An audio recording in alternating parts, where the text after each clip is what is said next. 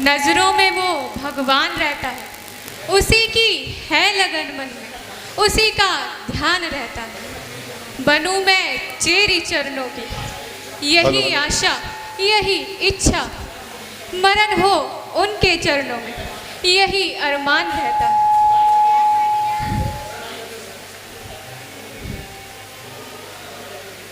जब से मेरे पिता कुशध्वज ऋषि ने ये प्रण किया है कि मेरे पति भगवान विष्णु होंगे, तब से मैं भी उन्हीं के चरणों में लौ लगा रहे। समस्त संसार से मुख मोड़कर उन्हीं के चरणों में लौ लगा रहे, परंतु प्रभु ने अभी तक कृपा नहीं की। निराशा के अंधकार में आशा की किरण दिखाई ही नहीं। कौन जाने कब तक स्वामी मिलेंगे आनकर और निज सेवा मिलेंगे जानकर पहचान कर। कब तक यूं ही फिरूंगी ठोकरें खाती हुई, शोक और संताप में निज मन को भरमाती हुई।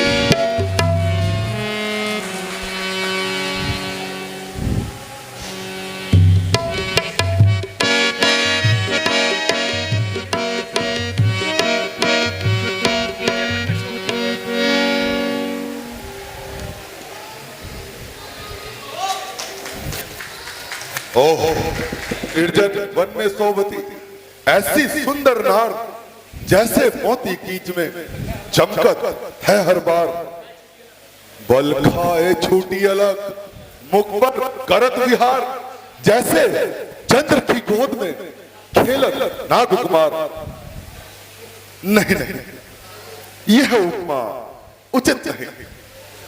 सस्य श्यामल स्थान पर क्यों कामिनी का वास, जो अंधियारी रेन में चंद्र देव का हास। आह, गोरे गोरे गाल पर काले काले बाल, या चंदन के वृक्ष से लिपट रहे हो ब्याल। नहीं नहीं नहीं, यह उपमा भी अधूरी है। विद्या के भंडार उपमा तो तू दे सकता है एक छोड़ हजार, परंतु पवित्र होने चाहिए तेरे मनोविचार। पसीजे मन चलत, मस्तक टीका लाल, ओस चाटने के लिए मनी उगली हो व्याल। भद्रे, तुम कौन हो? हे तेजस्वी पुरुष, किसी का पता पूछने में कोई बुराई नहीं, जो चाहे सवाल कर, परंतु अपनी चेष्टा संभाल कर। मैं कुशध्वज ऋषि की अनाथ कन्या, मार्ग से बिसराई हुई, संसार से भटकी हुई दीन जोगिन हूं।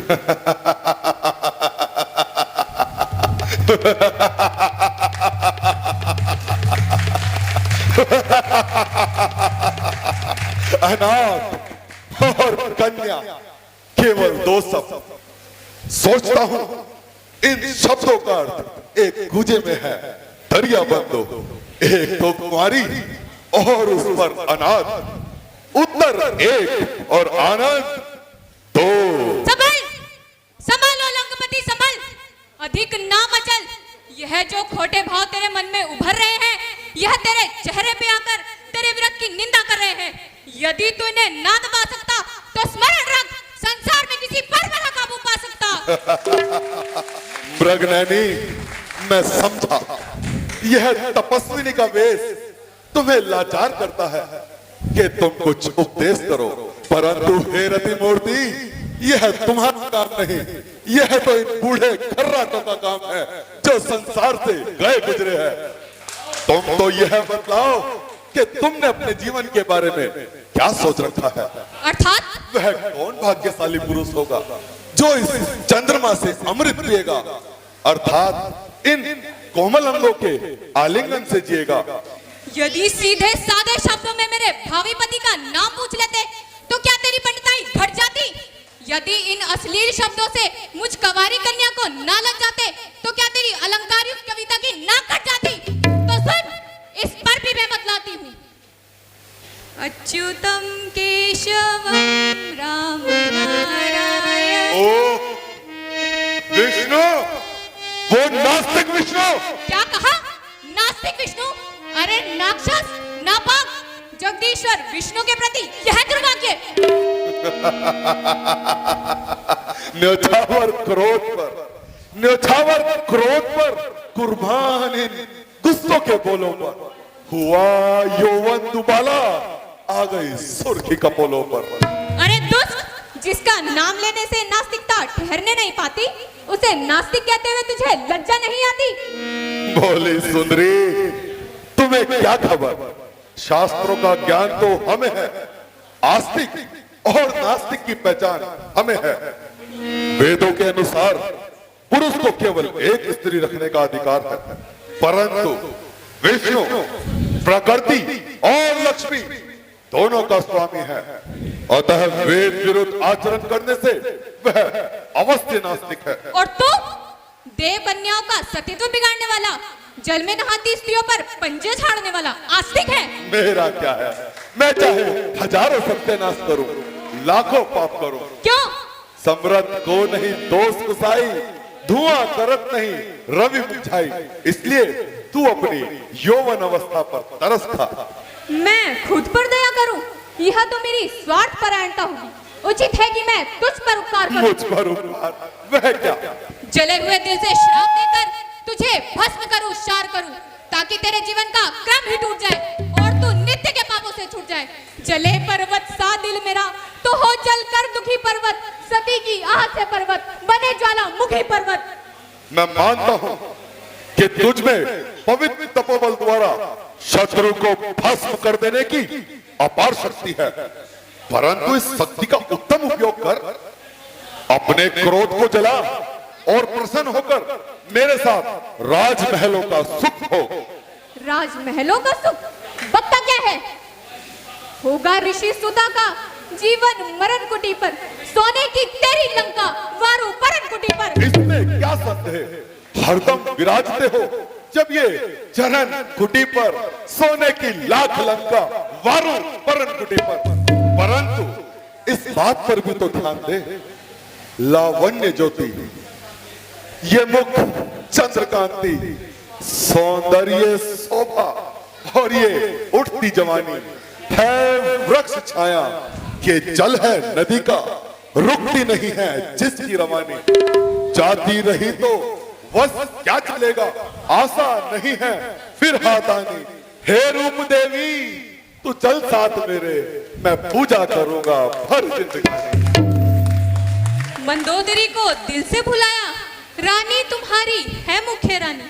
पूरी खुशी से जिसने लगाया, प्यारे पति में मन क्रम वाणी।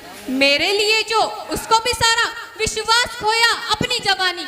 ऐसे ही धोखा मुझसे करोगे, जाती रहेगी जब ये जवानी। इतनी देर में तो 50 बार गुस्सा आ जाता, मगर ये तेरे ही प्रेम के तीर है जो बार बार मेरे क्रोध को रोक रहे हैं।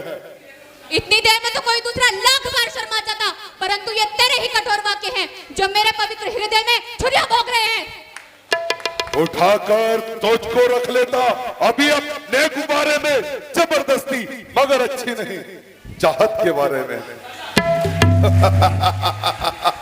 जा जा है किस हवा में, जलाकर भस्म कर सकती हूँ एक अदना इशारे में।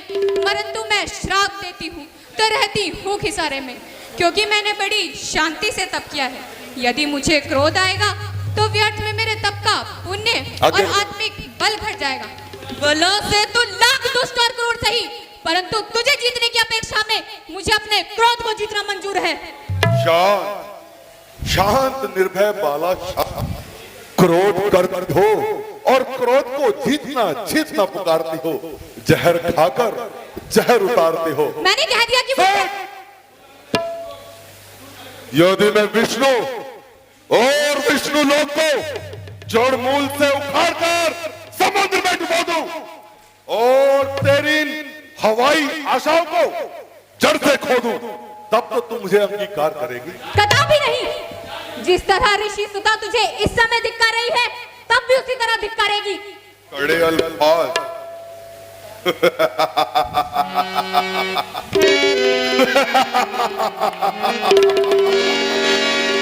कड़े अल्फाज मुझे कोमल जुबा से हंसते हैं। ताज्जुब है कि खंजर फूल की पत्ती से बनते हैं। ना कि उफ भी पढ़ाई खोपड़ी में बांस लगने पर, पुकारे अपने नाखून में जरा सी फांस लगने पर। बस मालूम हो गया कभी मुंह से तेरे इस तरह अच्छा जीना निकलेगा कि जब तक उंगलियां है सीधी घी ना निकलेगा। ना कर उंगली टेढ़ी, माना भीगर किसी की, नाखून में ही ना लग जाए, फांस तेरे ही खींची। चिकनी चुपड़ी बातें बनाती है, यह भी नहीं देखती तेरे सामने कौन खड़ा है। जा, मैं खूब जानती हूँ कि तू एक चिकना घड़ा है जो जगदीश्वर विष्णु का नाम सुनकर भी अपनी हट पड़ा रहा है। क्या तू नहीं जानता कि वह तीनों लोक का स्वामी, तेज, बल और पराक्रम सब में बड़ा है। जो काम मैं नहीं करना चाहता तो मुझे उसी पर मजबूर करती है और बार बार उस रुपये के बल पर करती है। नीच अभिमानी, तीनों लोक का हाल जानने वाली अपनी स्वामिनी से आंख मिलाए तेरी क्या मजाल है। भूल गया 2 जन पहले का याद कर कि तू भी उसी भैरवी के ड्योढ़ी का द्वारपाल था। उस पुरानी बात को रद्दे उठाकर ताक पे, क्योंकि अब काबू नहीं बन जाए उस ताक पे। बोल, मेरे साथ चलना मंजूर है? ये जन्म मंजिल बहुत दूर है। तुझे लिए बगैर रावण यहाँ से नहीं जा सकता। शेर का भाग्य दंड नहीं खा सकता और तू मुझे इस जन्म में तो क्या अगले जन्म में नहीं पा सकता। मैं तुझे अब उठा कर ले जाता हूँ। उससे पहले मैं खुद को संसार से ही उठा लूंगा। हटेली जोगन, अब घात करना पाप है। नीच अभिमानी, तूने मुझे बुरी चेष्टा से छू लिया है। अब यह शरीर भगवान विष्णु के योग्य नहीं रहा। इसे त्याग कर राजा जनक के घर जन्म लूंगी और सीता रूप में तेरी मौत का कारण बनूंगी। अछूते केश तूने छू लिए इन नापाक हाथों से, तभी करना पड़ा इनको जलाकर खाक हाथों से। तूने मुझे घसीटा है यहाँ बेपाक हाथों से, करूंगी तेरे जीवन का किस्सा इन पाक हाथों से। सबके सर दिखाई देगी जाकी जान की जीगी, करेगी नाश तेरा होकर दुश्मन जान की जीगी, होकर दुश्मन जान की। मैं अभी प्रतिज्ञा करके जाता हूँ, एक बार भारत अवश्य आऊंगा और जनक पुत्री जो सीता होगी उसको लंका अवश्य दिखाऊंगा।